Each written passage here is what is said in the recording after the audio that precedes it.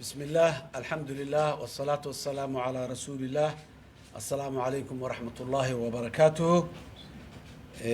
maanta oo ay taariikhdu tahay 15 bisha Juun 2022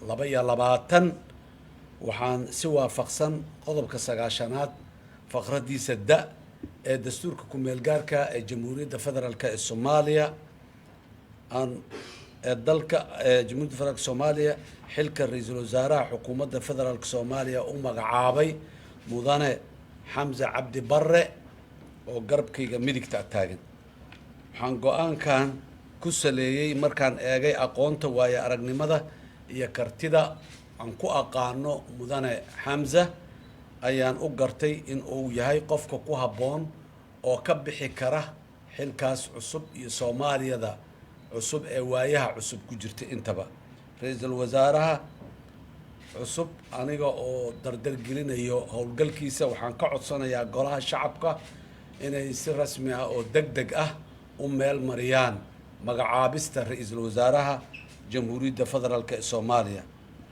waxaanan kula dardaarmayaa ra'iisul wasaaraha in uu dardar geliyo kuna mashquulo aadna oo u howlgeliyo arrimaha hortabinta leh ee xukuumadda cusub ee Jamhuuriyadda Federaalka ee Soomaaliya, kuwaas oo ay hortabintooda ugu horeyso amniga, gurmadka abaaraha, heshiisiinta, horumarinta bulshada, ka hortagga dhibaatooyinka iyo aafooyinka ay sababaan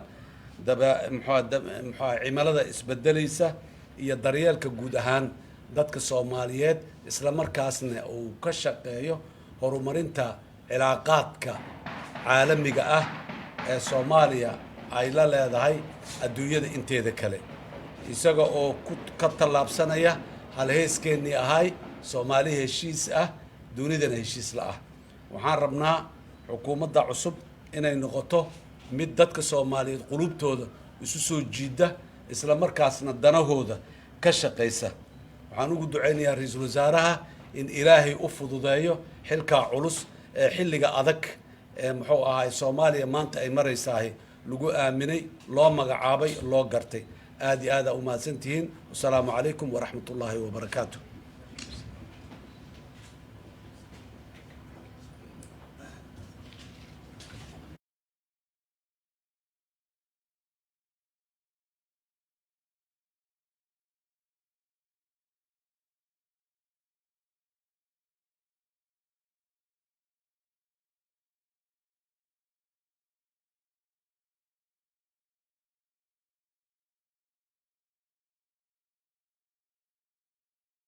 جمهورية فدرالك الصوماليا مدن حسن الشيخ محمود guud ahaan shacabka Soomaaliyeed ee ku nool dalka gudihiisa iyo dibadiisaba waxaan idinku salaamayaa assalaamu calaykum waraxmatullaahi wabarakaatuh. mudane madaxweyne, mahad oo dhan waxay u sugnaatay Ilaahay subxaanahu wa tacaala oo dalkeenna ka soo doojiyey marxalad adag oo qaadatay in ka badan 1 sano oo hubanti la'aan siyaasadeed iyo mid amni ah.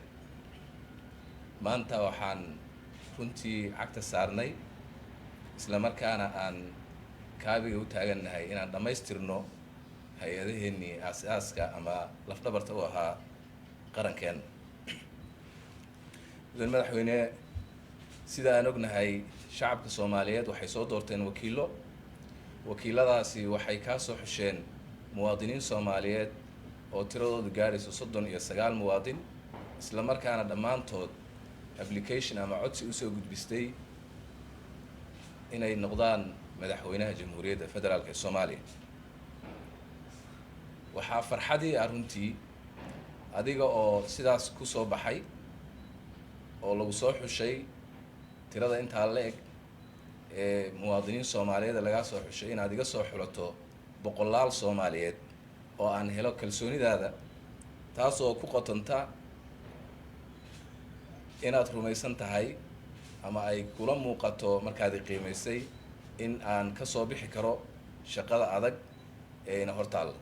maanta mudane madaxweyne, waxaan ognahay ka sokow mashruucaaga طموحة ee aadka u ballaaran ee kalsoonida shacabka soomaaliyeed aad ku heshay oo aas-aaskiisu yahay dabcan faylasha waaweyn ama issueska waaweyn ee dadkan iyo dalkan hor yaalla oo ay kow ka tahay xasilooni siyaasadeed si loo abuuri lahaa, amnigaas si loo sugi lahaa, abaaraha dabada dheeraaday runtii sidii xal waara looga gaari lahaa, sidii dastuurka u dhiisu daba dheeraaday ee muddada dheer jiitamayay dib u egistiisa loo soo gabagabayn lahaa, sidii lagu heli lahaa cadaalad iyo garsoor hufan oo uu dalkan yeesho, sidii wadahadalka walaalaheenna Somaliland looga nib keeni lahaa oo looga gungaari lahaa, iyo sidii lagu abuuri lahaa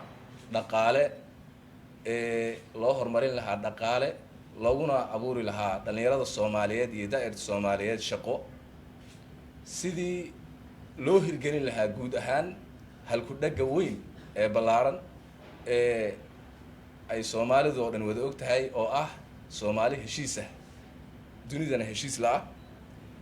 intaas oo dhan waxay u baahan tahay dadaal iyo juhdi. runtii waxaan ku faraxsanahay isla markaana aan aqbalay mudane madaxweyne inaan helay kalsoonidaada, isla markaana aad ii xulatay inaan noqdo ra-iisul wasaaraha jamhuuriyadda federaalka ee Soomaaliya.